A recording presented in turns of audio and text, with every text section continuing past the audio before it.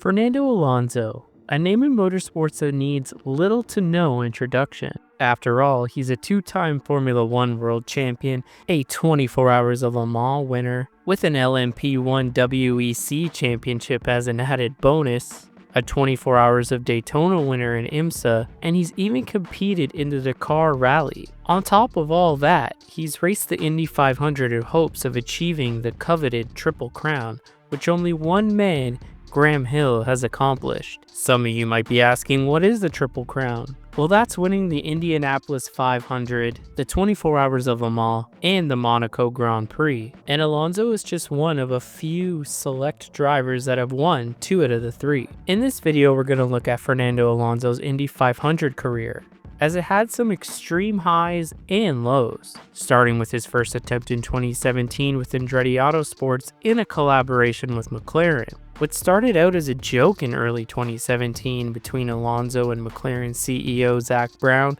turned into a reality come May. Careful planning had to be done to make this a reality, as Honda had fulfilled all of their engine leases, therefore unable to field a new entry for Alonso. Michael Shank Racing with driver Stefan Wilson had planned an entry for the 2017 Indy 500 with help from Andretti Autosport, but team owner Michael Andretti worked out a deal with driver Stefan Wilson to forfeit his seat for Alonso to race instead. Michael Shank Racing switched its efforts to field rookie Jack Harvey, while Andretti would field Alonso's entry. This would be McLaren's first start in the 500 in 38 years.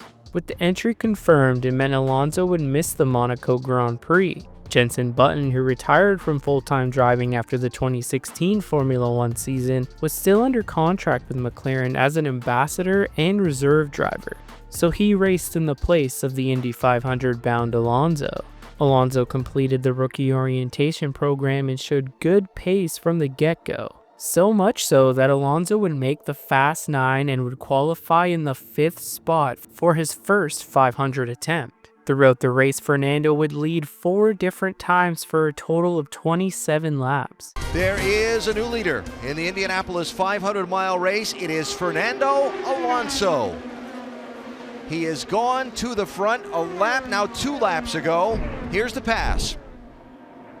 A brilliant move, timed perfectly, going past his teammate Alexander Rossi on the inside, preferred place to pass. Nice smooth move, not too far down the white line. Probably made some changes in the pit stop, I think, Eddie, to make that car work as well as it is. Obviously, what they did to the car, if maybe the tire pressure change or whatever, has given him confidence, but he is definitely learning so fast. I think we are in the process of watching the perfect execution. This is unbelievable. I'm sitting here, I'm aghast. I can't find words to describe what he's managed to do in so few laps, Alan. Well, the words you told us during the commercial, I'm going to bring back for you. You said, this is genius at work. It's amazing. He's modified his line. He's learned the line to run when he's behind other people. He was perfect in his timing of the passes. He fell back in the beginning, very much like Rick Mears would do, and then he just worked his way up the field. Now what he has to do is start working with Rossi to try to save some fuel. He would only complete 179 of the 200 though, as his engine would expire with 21 laps to go while running in contention for the win. I would say this, as he unfastens, he acquitted himself very well in his first try at the Indy 500. In the car and out of the car. Yes. He had to do a lot of things that a Formula One driver's not used to doing, publicity-wise and so on, and he did it. Listen to the public.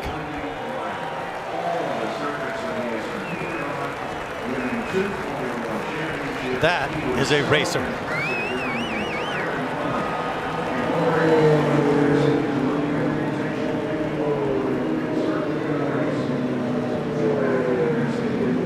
He put all of his Formula One prestige on the line and came and raced it here at Indy and gave it one heck of a run. His efforts throughout the month of May and during the Indy 500 would earn him the race's Rookie of the Year honors. In 2019, Alonso, who is now retired from Formula One, would make his second attempt at the Indy 500 with McLaren, this time with the help of Carlin and a Chevrolet power plant. Everything went well for Alonso until the engine failure in 2017, so he had high expectations for 2019. However, it would be the complete opposite, and Fernando would struggle with the handling and speed from the get-go. He would lose valuable track time with an electrical issue before having an accident in practice when he finally made it on track. This forced him to a backup car that was not prepared by McLaren like his primary. Instead, it was built and purchased from Carlin and prepared at the Carlin shop in Florida. The spare chassis was not properly prepared, and Alonso said the car was undrivable. It was so bad that Alonso wanted to buy a setup from Andretti, and McLaren was prepared to shell out as much as $2 million to buy one from Andretti. However, a deal could not be reached. The team did get some help though, as it got a setup from Team Penske and dampers from the Andretti team. You would think this would instantly turn Alonso's fortunes around, but a miscalculation in gear ratio and converting the ride height from imperial to the metric system sealed Alonso's fate, as he was bumped from the race by Kyle Kaiser, putting in the 34th fastest time. Yard of bricks, Kyle Kaiser, has he knocked Alonso out? He has! Oh! Kyle Kaiser and Junkos Racing are in the Indy 500. Alonso's out. McLaren goes home. It's over.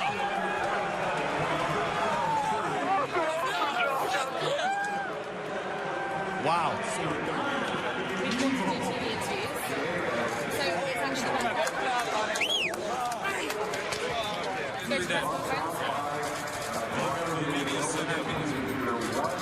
Excuse me, guys. I gotta get through. Come on.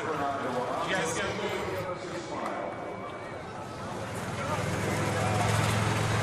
Fernando Alonso was gracious enough to speak with us earlier.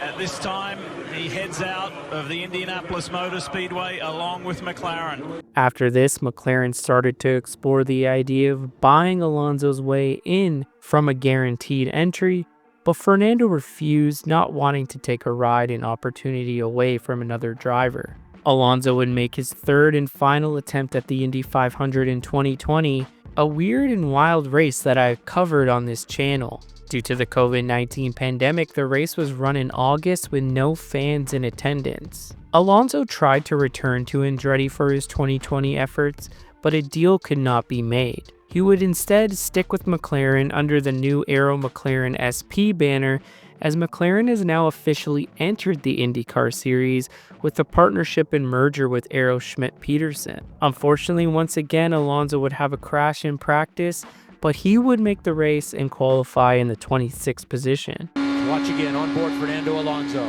entering turn 4. Up. That is a lesson every single IndyCar driver learns here. You cannot get on the concrete berm on the inside without loosening up the car. I've done it a couple of times. It is a massive moment,